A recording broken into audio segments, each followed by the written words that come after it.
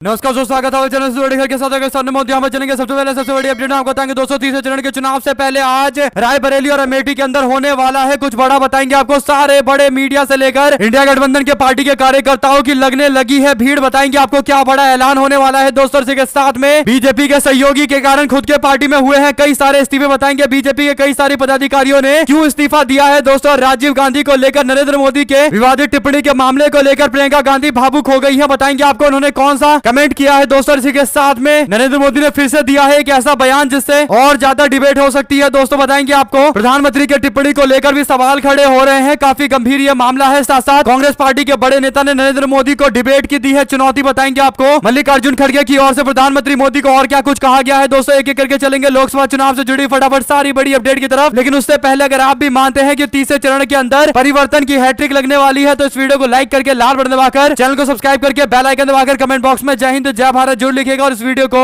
अपने लोगों तक लगातार शेयर करना मत भूलिएगा दोस्तों। चलते हैं सबसे पहले और सबसे बड़ी अपडेट की तरफ, जहां पर अमेठी और रायबरेली के अंदर जबरदस्त बदलाव देखने को मिल रहा है। आपको बता दें कि लगभग 24 घंटों से लगातार हलचलें बढ़ गई है दोस्तों। राहुल गांधी और प्रियंका गांधी की आज होने वाली कई सारी सभाओं को रद्द किया गया है। पार्टी ने अपना पूरा टाइमलाइन चेंज किया है दोस्तों। अब जो जानकारी आ रही है, रायबरेली पहुंचना और अमेठी पहुंचना कांग्रेस पार्टी के नेताओं का शुरू हो चुका है। अमेठी के अंदर सारे होटल अभी बुकिंग चल रहे हैं, बड़े स्तर पर लोगों ने बुकिंग कराए हैं और रोड शो के लिए कांग्रेस पार्टी ने परमिशन मांगा है और परमिशन प्रशासन की ओर से दी भी गई है। जो जानकारी सामने आई है दोस्तों, सांसद राहुल गांधी और प्रियंका गांधी के बड़े बड़े बैनर पोस्टर पूरे अमेठी में लगा दिए गए हैं। कांग्रेस पार्टी के नेता राहुल गांधी आज दोपहर में नॉमिनेशन भर सकते हैं दोस्तों। इसी के साथ में उनके साथ पूरा गांधी परिवार हो सकता है। 24 घंटे मीडिया की ओर से कवरेज किया जा रहा है। अमेठी रायबरेली को लेकर आज एक बड़ा दिन होने जा रहा है दोस्तों। बता दें आपको कि पार्टी की ओर से अभी कोई ऐलान नहीं किया गया है कि कौन चुनाव लड़ेगा, लेकिन जिस तरीके से इंतजाम किए गए हैं, गांधी परिवार अमेठी और रायबरेली पहुंचा है, ये संकेत मिलने लगे हैं कि खुद राहुल गांधी यहां से नॉमिनेशन भरेंगे दोस्तों। एक माहौल बनने वाला है। अचानक से इंडिया गठबंधन के कार्यकर्ताओं का भी हुजूम देखने को मिल रहा है दोस्तों। समाजवादी पार्टी ने भी बड़ी तैयारी कर रखी है। यहां से पार्टी तीसरे चरण के चुनाव के लिए जोरदार मोमेंटम डेवलप करना चाहती है। दोनों सीट पर आज अनाउंसमेंट के बाद जो रैली रोड शो होगी दोस्तों, उसके बाद एक बड़े मैसेज को पूरे प्रदेश भर के अंदर भेजा जाएगा और आसपास की कई सीटों पर इससे असर होने वाला है। ये बड़े इंतजाम के तहत किया जा रहा है, इसमें कोई दो राय नहीं है। आप लोगों की क्या राय है लिखकर जरूर बताएगा। अमेठी और रायबरेली से किसे मैदान में उतरना चाहिए। साथ साथ दोस्तों सीएम शिंदे के कैंडिडेट के बाद भारतीय जनता पार्टी के खेमे में ही जोरदार आपसी फूट देखने को मिला है। महाराष्ट्र में एकनाथ शिंदे गुट की शिवसेना की ओर से ठाणे लोकसभा सीट से नरेश मेहरके को मैदान में उतारा गया है, जिसके बाद सियासी बवाल शुरू हो गया। इस सीट को लेकर शिंदे की शिवसेना और बीजेपी के बीच मतभेद हो गया है। एबीपी माझा के मुताबिक ठाणे सीट को लेकर भारतीय जनता पार्टी में इतना विरोध हुआ कि पार्टी के कार्यकर्ताओं ने कहा था कि भारतीय जनता पार्टी को अपना उम्मीदवार उतारना चाहिए। ऐसा नहीं होने पर मीरा भायंदर के बीजेपी के पदाधिकारियों ने इस्तीफा दे दिया। मीरा भायंदर के कार्यकर्ताओं ने इस बात पर जोर दिया कि बीजेपी इस सीट पर चुनाव लड़े, क्योंकि बीजेपी के पास ठाणे लोकसभा और 3 प्रमुख नगर पालिकाओं में से 2 में से अधिक विधायक थे। इसके बावजूद भारतीय जनता पार्टी ने शिवसेना को यह सीट दे दी है दोस्तों। बीजेपी के नेताओं की नाराजगी और उसके बाद इस्तीफे के बाद गठबंधन काफी कमजोर हो चुका है। आप लोगों की जो भी राय हो लिखकर जरूर बताएगा। साथ साथ एक रैली को संबोधित करते हुए प्रियंका गांधी काफी ज्यादा भावुक हो गई दोस्तों। कांग्रेस पार्टी की नेत्री प्रियंका गांधी एक चुनावी सभा को संबोधित करते हुए अपने पिता राजीव गांधी को याद करके भावुक हो गई। उन्होंने कहा कि जब अपने पिता के टुकड़े लेकर आई तो इस देश से नाराज थी। मैंने अपने पिता को हिफाजत से तुम्हारे पास भेजा था और तुमने टुकड़ों में लौटाया, लेकिन धीरे धीरे शहादत का मतलब समझ में आ गया। मैं जानती हूँ शहादत का क्या मतलब होता है। जब मंच पर खड़े होकर मेरे पिता पर आरोप लगाते हैं प्रधानमंत्री, मेरे पिता ने कोई कानून बदल दिया अपने विरासत को लेने के लिए। मेरे पिता को विरासत में धन दौलत नहीं शहादत की भावना मिली। यही भावना आप समझ सकते हैं क्योंकि आपने अपने बेटे सरहद पर भेजे हैं। मोदी जी इस भावना को नहीं समझ सकते। जिस तरीके से आप लोग समझ सकते हैं, वे हमें देशद्रोही कहे, घर से निकाल दे, संसद से निकाल दे, कुछ भी कर ले, लेकिन ये भावना हमारे दिल से कोई नहीं निकाल सकता। कुल मिलाकर दोस्तों, जिस तरीके से राजीव गांधी को लेकर प्रधानमंत्री मोदी ने निशाना साधा था, लेकिन वो पूरी तरीके से तथ्यात्मक बात नहीं थी, एकदम झूठ बात कही जा सकती है, क्योंकि जो फैसला था वो काफी पहले लिया गया था। विरासत का कोई मामला ही नहीं था। इसके बावजूद नरेंद्र मोदी के दावे पर मीडिया वालों ने फैक्ट चेक किया नहीं, लेकिन अब प्रियंका गांधी ने कहा कि उन्हें बहुत दुख हुआ कि उनके पिता को लेकर ऐसे अभद्र भाषा का इस्तेमाल किया गया। साथ साथ दोस्तों, लोकसभा चुनाव के बीच नरेंद्र मोदी छोटे से छोटे इंडिया गठबंधन की पार्टी के परिवार के नेताओं के बयानों को भी सीरियस लेने लगे हैं दोस्तों। तमिलनाडु में सनातन विवाद और बिहार में मोदी का परिवार विवाद के बाद अब उत्तर प्रदेश के अंदर सलमान खुर्शीद की भतीजी की ओर से वोट जिहाद की बात कही गई थी। प्रधानमंत्री मोदी ने इसका भी मुद्दा बना दिया और इंडिया गठबंधन पर निशाना साधने लगे। दोस्तों, सवाल यह है कि इंडिया गठबंधन की पार्टी के उम्मीदवार सलमान खुर्शीद के परिवार का व्यक्ति कभी इंडिया गठबंधन का हिस्सा नहीं है, ना ही कांग्रेस पार्टी से उसका कोई लेना देना है। इसके बावजूद उसके बयान को प्रधानमंत्री मोदी सोशल मीडिया से लेकर तमाम जगह शेयर कर रहे हैं, बयाने दे रहे हैं, प्रधानमंत्री से तुष्टीकरण की राजनीति बता रहे हैं। सवाल सबसे बड़ा यह है कि क्या भाजपा ये तय करके बैठी है कि लोकसभा का चुनाव असली मुद्दों पर नहीं लड़ा जाएगा, इसीलिए इंडिया गठबंधन पार्टी के नेता उसके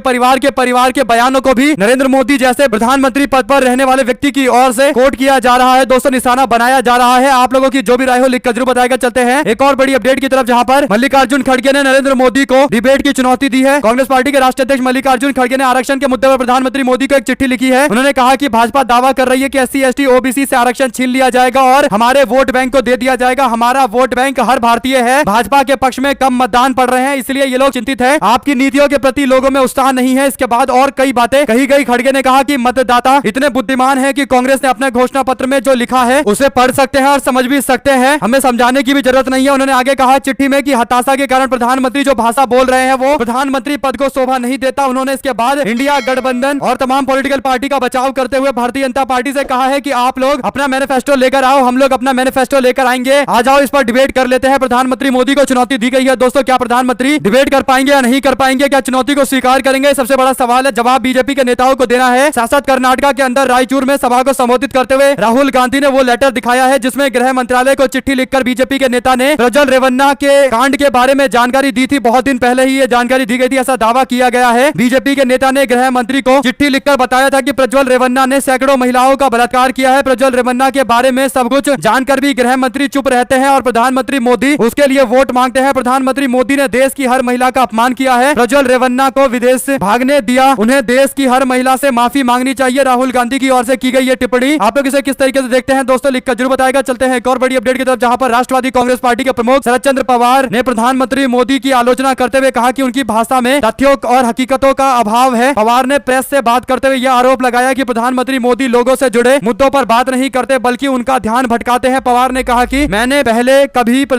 किसी भी प्रधानमंत्री को जिसके भाषण तथ्यों और वास्तविकता पर आधारित ना हो ऐसा नहीं देखा है। वह मुझ पर और उद्धव ठाकरे पर निशाना साधकर संतुष्ट रहते हैं। पवार ने कहा कि मैंने पहले कभी ऐसा प्रधानमंत्री नहीं देखा है। उन्होंने महाराष्ट्र में 5 चरणों में लोकसभा चुनाव कराए जाने को लेकर भी हैरानी व्यक्त की है। ऐसा इसलिए है कि मोदी जितना संभव हो प्रचार कर सके, सत्ता आसीन लोग चिंतित हैं, इसीलिए इस तरीके से चुनाव प्रचार किए जा रहे हैं। 5 चरणों में चुनाव करवाए गए हैं। साथ साथ नरेंद्र मोदी कहने लगे कि पाकिस्तान चाहता है कि कांग्रेस का शहजादा प्रधानमंत्री बने। गुजरात में नरेंद्र मोदी अब पाकिस्तान को लेकर भी आ गए हैं। दोस्तों उनके भाषण में पाकिस्तान शब्द सुना जा सकता है, इससे पहले घुसपैठिया और तमाम शब्दों का इस्तेमाल उन्होंने कहा था। जिहाद शब्द का भी इस्तेमाल उन्होंने किया है, अब पाकिस्तान शब्द का इस्तेमाल कर रहे हैं। यानी आप समझ सकते हैं कि नरेंद्र मोदी चुनाव को किस दिशा में मोड़ने का प्रयास कर रहे हैं और तीसरे चरण आते आते कैसे शब्दों का इस्तेमाल अब किया जाना शुरू कर दिया गया है। आप लोगों की जो भी राय हो दोस्तों लिखकर जरूर बताएगा। साथ साथ कांग्रेस पार्टी का न्याय पत्र संवैधानिक मूल्यों से प्रेरित है। प्रधानमंत्री मोदी बाबा साहब के संविधान को हटाना चाहते हैं, इसलिए हमारे न्याय पत्र को माओवादी दस्तावेज बता रहे हैं। कांग्रेस पार्टी ने वेल्थ डिस्ट्रीब्यूशन को लेकर जो बात अपने मैनिफेस्टो में की है, भारतीय जनता पार्टी के लोग इसे माओवादी विचारधारा बता रहे हैं दोस्तों। जबकि कांग्रेस पार्टी के नेता जयराम रमेश ने एक वीडियो शेयर किया, इसमें उन्होंने भारत के संविधान के आर्टिकल 39 और 38 पढ़कर सुनाया है। उन्होंने कहा कि भारत के संविधान में यह बात लिखी है कि वेल्थ डिस्ट्रीब्यूशन राज्य का काम है, किस तरीके से होगा ये राज्य तय करेगी, लेकिन वेल्थ डिस्ट्रीब्यूशन होना जरूरी है, इससे इनइक्वालिटी को दूर किया जाएगा। जो बात संविधान में लिखी गई है वही बात कांग्रेस पार्टी ने अपने मैनिफेस्टो में लिख दिया, तो ये कैसे माओवादी विचारधारा हो गई। भाजपा के लोगों को जवाब देना चाहिए। कुल मिलाकर दोस्तों बीजेपी के लोग इस तरीके के सेंसिटिव मुद्दे को लेकर हिट एंड रन वाली रणनीति अपना रहे हैं, किसी बहस में नहीं आना चाहते बल्कि आरोप लगाकर भागने की कोशिश कर रहे हैं। ऐसा ही बीजेपी के बड़े बड़े नेताओं ने भाजपा के लोगों को सिखाया है। शायद यही बड़ा कारण है कि वो लोग वही एग्जीक्यूट कर रहे हैं जो बीजेपी के बड़े नेता अब तक करते आए हैं। साथ साथ राम निवास के बीजेपी में शामिल होने पर पटवारी बोले, कहा चंबल की माटी कभी गद्दारों को पसंद नहीं करती। कांग्रेस के सीनियर लीडर और विजयपुरा से 6 बार के विधायक रहे रामनिवास रावत 2 दिन पहले बीजेपी में शामिल हो गए। रावत के बीजेपी में शामिल होने के बाद पीसीसी के चीफ जीतू पटवारी ने पलटवार किया है। भोपाल में मीडिया से चर्चा के दौरान पटवारी ने कहा कि स्वाभाविक है कि ऐसे जितने भी लोग हैं उनकी सदस्यता जाएगी। उन्होंने कांग्रेस पार्टी से टिकट लिया, चुनाव जीते और सत्ता का सुख भोग कर अब कांग्रेस पार्टी के संघर्ष के टाइम में यहां से चले गए, वादा खिलाफी कर रहे हैं। चंबल की माटी कभी भी गद्दारों को बर्दाश्त नहीं करती। चंबल की माटी ने हमेशा बागियों का सम्मान किया है, जिन्होंने हक की लड़ाई हमेशा लड़ी है। साथ साथ दोस्तों टीएमसी के पश्चिम बंगाल के महासचिव पद से हटाए जाने के बाद कुणाल घोष ने दावा किया है कि पार्टी ने 2021 के विधानसभा चुनाव से पहले ही स्कूल भर्ती घोटाले की जानकारी पार्टी को थी। टीएमसी के राष्ट्रीय महासचिव अभिषेक बनर्जी के करीबी माने जाने वाले घोष ने यह बयान मौजूदा लोकसभा चुनाव के बीच में दिया है, जब एसएससी घोटाला चुनाव में एक महत्वपूर्ण मुद्दा बन गया है। कुणाल घोष को बुधवार को भारतीय जनता पार्टी के एक लोकसभा उम्मीदवार के साथ मंच साझा करने और उसकी प्रशंसा किए जाने के कुछ घंटों के भीतर ही पद से हटा दिया गया था। हालांकि दोस्तों जैसे ही टीएमसी ने पद से हटा दिया है तब वो पार्टी के खिलाफ मोर्चा खोल रहे हैं और घोटाले को लेकर दावा कर रहे हैं कि पार्टी को यह जानकारी पहले ही थी। कुल मिलाकर दोस्तों सबसे बड़ा सवाल यह है कि क्या इससे पहले वो ये बयान नहीं दे सकते थे, और अब जब उनको पद से हटाया गया और वो टिप्पणी कर रहे थे, इसका मतलब माना जाएगा कि वो पार्टी से अपना बदला निकालने के लिए, चुनाव में नुकसान पहुंचाने के लिए इस तरीके के टिप्पणियां कर रहे हैं। लोग खासकर ये तो बात विश्वास करेंगे नहीं क्योंकि वो पार्टी से बाहर है। साथ साथ निर्वाचन आयोग ने राजनीतिक दलों और उम्मीदवारों की ओर से सर्वे के नाम नाम पर वोटरों के रजिस्ट्रेशन की खबरों पर सख्त रुख अपनाया है, इसे बंद करने के निर्देश दिए गए हैं। आयोग ने गुरुवार को कहा कि राजनीतिक दलों और उम्मीदवारों के द्वारा अपनी प्रस्तावित लाभार्थी योजना के लिए विभिन्न सर्वों के नाम पर मतदाताओं का विवरण मांगा जा रहा है। चुनाव के कानून का यह साफ तौर पर उल्लंघन है। निर्वाचन आयोग ने कहा कि कुछ राजनीतिक दल उम्मीदवार ऐसी गतिविधियों में शामिल है जो वैध सर्वे और चुनाव के बाद लाभ पहुंचाने वाली योजनाओं के लिए लोगों को पंजीकृत करने के पक्षपातपूर्ण प्रयासों के बीच की एक लकीर को धुंधला कर देता है। यानी मामला काफी बड़ा है। आप लोगों की जो भी राय हो इस मामले को लेकर दोस्तों लिखकर जरूर बताएगा। चलते हैं एक और बड़ी अपडेट की तरफ, जहां पर गाजीपुर के सांसद लोकसभा चुनाव में समाजवादी पार्टी के उम्मीदवार अफजाल अंसारी की मुश्किलें बढ़ गई है। यूपी सरकार ने अफजाल को गैंगस्टर मामले में 4 साल की सजा सुनाई है। इस सजा को और ज्यादा बढ़ाने के लिए इलाहाबाद हाईकोर्ट के अंदर अर्जी दायर की गई है। अफजाल की याचिका पर हाईकोर्ट ने गुरुवार को बहस शुरू नहीं हो पाई। यूपी सरकार की अर्जी के साथ ही अफजाल की याचिका पर अब शुक्रवार को सुनवाई की जाएगी। दोस्तों आपको बता दें कि यूपी सरकार की अर्जी को हाईकोर्ट ने अंसारी की अपील के साथ सूचीबद्ध कर दिया है। जस्टिस संजय कुमार सिंगला की बेंच ने 3 मई को दोपहर 2 बजे सुनवाई की जानकारी दी है। आज दोपहर 2 बजे देखते हैं क्या फैसला लिया जाएगा। गैंगस्टर एक्ट मामले को लेकर और ज्यादा सजा की मांग की जा रही है। दोस्तों इसी के साथ में लोकसभा चुनाव के लिए बहुजन समाज पार्टी ने अपने उम्मीदवारों की एक सूची जारी की है। बीएसपी ने 6 लोकसभा और 1 लखनऊ पूर्वी विधानसभा सीट के लिए उम्मीदवारों के नाम का ऐलान किया है। पार्टी गोंडा लोकसभा सीट से सौरभ कुमार मिश्रा को मैदान में उतार रही है। डुमरियागंज से मोहम्मद नदीम मिर्जा को उतारा गया है। कैसरगंज से नरेंद्र पांडे और संत कबीर नगर से नदीम अशफाक को मैदान में उतारा गया है। बाराबंकी से शिव कुमार दोहरे और आजमगढ़ से मसूद अहमद को टिकट दिया गया है। बीएसपी की ओर से घोषित 6 उम्मीदवारों की सूची में 3 मुस्लिम उम्मीदवार हैं। इसी के साथ में दोस्तों कर्नाटक में भारतीय जनता पार्टी से निष्कासित हुए के.एस. ईश्वरप्पा के बेटे के.ई. कंतेश ने बेंगलुरु की एक अदालत में एक अस्थायी निषेध आज्ञा आदेश प्राप्त हुआ है जो मीडिया को उससे संबंधित किसी भी स्पष्ट चित्र या वीडियो को प्रकाशित या प्रसारित करने से रोकता है। ईश्वरप्पा शिवमोगा संसदीय क्षेत्र से स्वतंत्र उम्मीदवार निर्दलीय उम्मीदवार के तौर पर चुनाव लड़ रहे हैं। भारतीय जनता पार्टी ने पार्टी से बाहर का रास्ता दिखाया था। रिपोर्ट के अनुसार कंतेश ने मूल मुकदमा 50 समाचार और सोशल मीडिया मंचों के खिलाफ दायर किया था। कोर्ट ने हालिया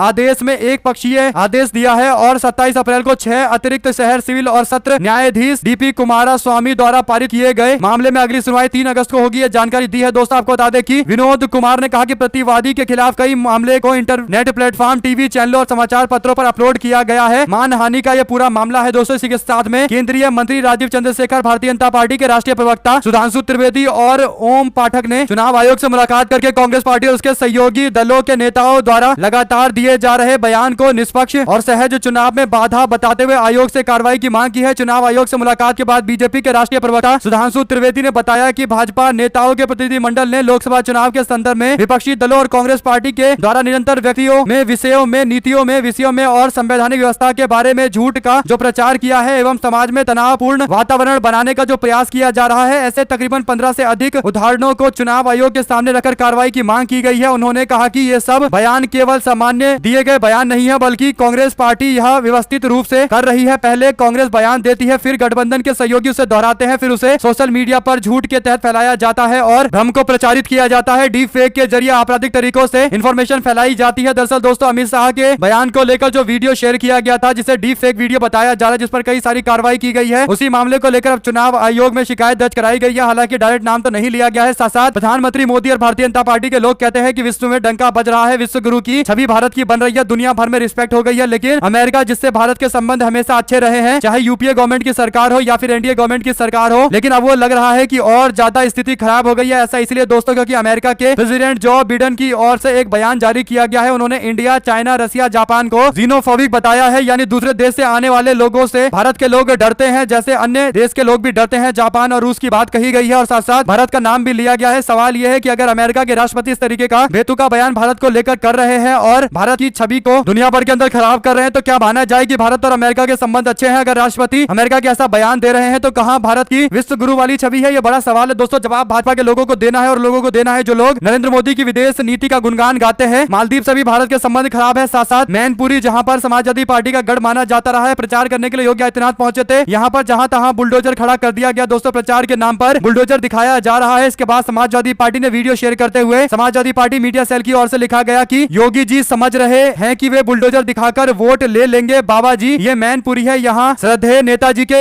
रिश्तों की डोर इतनी मजबूत है कि जनता जब वोट डालने जाएगी तो आपके बुलडोजर को बुलडोज कर देगी। इतनी मात्रा में भाजपा प्रत्याशियों के विरुद्ध वोट पड़ेगा कि बीजेपी प्रत्याशी आपका इस बुलडोजर यात्रा का उल्हाना देगा। ये मैनपुरी है बाबा जी, यहाँ पर आपके बुलडोजर से कोई नहीं डरता, बल्कि ये श्रद्धेय नेताजी की जन्म स्थली है, कर्म स्थली है, विकास स्थली है मैनपुरी। यहाँ की जनता श्री अखिलेश यादव और सांसद श्रीमती डिंपल यादव के प्रति अपार स्नेह, प्रेम और समर्पण और इज्जत रखती है। इसी मैनपुरी में आपको 1.5 साल पहले करारा जवाब दिया गया था और भारी अंतर से चुनाव हराया गया था। दरअसल दोस्तों भारतीय जनता पार्टी के प्रत्याशी के पक्ष में प्रचार करने के लिए योगी आदित्यनाथ पहुंचे थे, जब बुलडोजर का इस्तेमाल किया गया है प्रचार के तौर पे और समाजवादी पार्टी मीडिया सेल की ओर से इस पूरे मामले पर सवाल भी खड़े किए गए हैं। दोस्तों साथ पटना में प्रचार करने के लिए पहुंची मीसा भारती कहने लगी कि 75 साल के बूढ़े नरेंद्र मोदी को देश ने 2 मौके दिए हैं, वह युवाओं किसानों की उम्मीदों पर फेल रहे हैं। प्रधानमंत्री मोदी को लेकर मीसा भारती के द्वारा किए गए इस तरीके की टिप्पणी को लेकर अब बीजेपी के लोग इसे अपमानजनक टिप्पणी बताते हुए कार्रवाई की मांग कर रहे हैं। हालांकि आप लोगों की जो भी राय हो दोस्तों लिखकर जरूर बताएगा, क्या आप इस बयान को आपत्तिजनक मानते हैं। साथ साथ विदेश मंत्रालय ने बताया है कि भारतीय जनता पार्टी की सहयोगी पार्टी जेडीएस के सांसद रेवन्ना, जिस पर कितने गंभीर मामले दर्ज है आप लोग जानते हैं, पर जानकारी यह है कि विदेश मंत्रालय ने बताया है कि रेवन्ना की जर्मनी यात्रा के संबंध में की राजनीतिक मंजूरी मांगी गई थी और न ही जारी की गई थी। कोई राजनीतिक मंजूरी नहीं दी गई है। डिप्लोमेटिक पासपोर्ट पर वो जर्मनी गया है, यानी दोस्तों विदेश मंत्रालय ये जानकारी दे रहा है कि डिप्लोमेटिक पासपोर्ट का इस्तेमाल करके विदेश भाग गया है, कोई राजनीतिक मंजूरी नहीं दी गई है। सवाल यह है कि उसको वापस लाने के लिए विदेश मंत्रालय क्या करेगा, क्योंकि अब ये विदेश का मामला बन गया है तो राज्य सरकार तो कुछ नहीं कर सकती, केंद्र सरकार को ही करना पड़ेगा। अब बीजेपी सरकार के पाले में गेंद है कि वो कितनी बड़ी कार्रवाई करते हैं, रेवन्ना को कितनी जल्दी भारत लेकर आते हैं जर्मनी से। आप लोगों की जो भी राय हो लिखकर जरूर बताएगा। विदेश मंत्रालय ये जानकारी दे रहा है कि वो विदेश भाग गया है, तब इस बात की पुख्ता जानकारी है। अब सवाल यह है कि कब उसकी वापसी होगी। साथ साथ भारतीय जनता पार्टी ने आखिरकार यूपी की चर्चित सीटों में से एक रायबरेली को लेकर अपना उम्मीदवार ऐलान कर दिया है। पार्टी ने एक बार फिर से दिनेश प्रताप सिंह पर भरोसा जताया है। वे वही दिनेश प्रताप सिंह है जो 2019 का चुनाव लड़े थे। कांग्रेस पार्टी के अध्यक्ष सोनिया गांधी को बीजेपी के ही टिकट पर चुनौती दी थी। पिछली बार उन्होंने लगभग